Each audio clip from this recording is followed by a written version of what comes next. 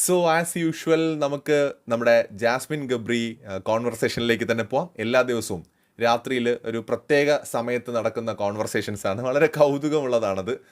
എന്തുകൊണ്ടെന്നാൽ ഇതിനകത്ത് ഇൻട്രസ്റ്റിംഗ് ആയിട്ട് എനിക്ക് തോന്നിയൊരു കാര്യമുണ്ട് കേട്ടോ. ഡേ ടൈമിൽ ജാസ്മിൻ ആണെങ്കിലും ഗബ്രി ആണെങ്കിലും ഫയറാണ്. ആക്ച്വലി നല്ല ആക്റ്റീവ് ആയിട്ടുള്ള കണ്ടസ്റ്റൻസ് ആണ്. അത് ഞാൻ ഓപ്പണായിട്ട് എല്ലാ വീഡിയോയിലും പറയാറുണ്ട്. വളരെ നന്നായിട്ട് സേഫ് ഗെയിമേഴ്സ് അവിടെ ഒരുപാട് പേര് പഴം പുഴുങ്ങിയതുപോലെ ഇരിക്കുമ്പോൾ അതിനകത്ത് ഗെയിം കളിക്കുന്ന നല്ല രണ്ട് പ്ലേയേഴ്സ് തന്നെയാണ് അവർ. അതിലൊരു സംശയമില്ല. അവരെ കോംബോ എല്ലാവർക്കും ഇഷ്ടപ്പെടാതിരിക്കാം, ഓക്കെ, അത് വേറെ കാര്യം.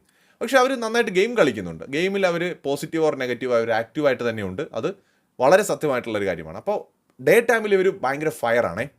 അപ്പോൾ ജാസ്മിൻ മുല്ലപ്പൂ എന്നാണ് എൻ്റെ മലയാളമെങ്കിൽ തീർച്ചയായിട്ടും ഡേയിൽ മുല്ലപ്പൂ അല്ല, പക്ഷെ നൈറ്റിൽ ജാസ്മിൻ ശരിക്കും ഒരു ഫ്ലവറാണ്. അതുപോലെ തന്നെ ഒരു ഫ്ലവറാണ് നമ്മുടെ ഗബ്രിയും. അത് ഭയങ്കര രസമാണ്. ഡേയിൽ തെയ് എന്നൊക്കെ പറഞ്ഞു നിൽക്കുന്ന ജാസ്മിൻ രാത്രിയിൽ സംസാരിക്കുമ്പോൾ ഗബ്രി എന്താ ഗബ്രി നീ എന്താടാ എന്നോട് മിണ്ടാത്തെ? ഈ ജാസ്മിൻ ആണോ പകല് ഡേ ടൈമിൽ താൻ പോടോ മറ്റവനെ മറച്ചവനെ തെണ്ടി പറ്റി എന്നൊക്കെ പറഞ്ഞിട്ട് സംസാരിക്കുന്നതാണ് നമുക്ക് സംശയം തോന്നിപ്പോവും. അത് തന്നെയാണ് തിരിച്ച് ഗബ്രിയുടെ കാര്യത്തിലും. എനിക്ക് വിറയ്ക്കണ് ജാസ്മിനെ, എനിക്ക് വിറയ്ക്കണ്, എനിക്ക് ശ്വാസം മുട്ടുന്നു. എന്തുവാടേ ഇത്? എന്തൊരു ചേഞ്ച് ആണെന്ന് നോക്കണേ. ഓക്കെ, അത് അവരുടെ കംഫർട്ട് സോൺ ആയിരിക്കാം മേ ബി. പക്ഷെ എന്നിരുന്നാലും നല്ല കോമഡിയാണ്. ഈ ഗബ്രിക്ക് വിറയിൽ വരും കേട്ടോ രാത്രിയിൽ. അപ്പോൾ ജാസ്മിൻ പുതപ്പൊക്കെ എടുത്ത് മൂടി കൊടുക്കും. വിറയ്ക്കരുത് ഗബ്രി, പനി വരുന്ന പോലെ. അതുപോലെ ശ്വാസം മുട്ടും ഗബ്രിക്ക്.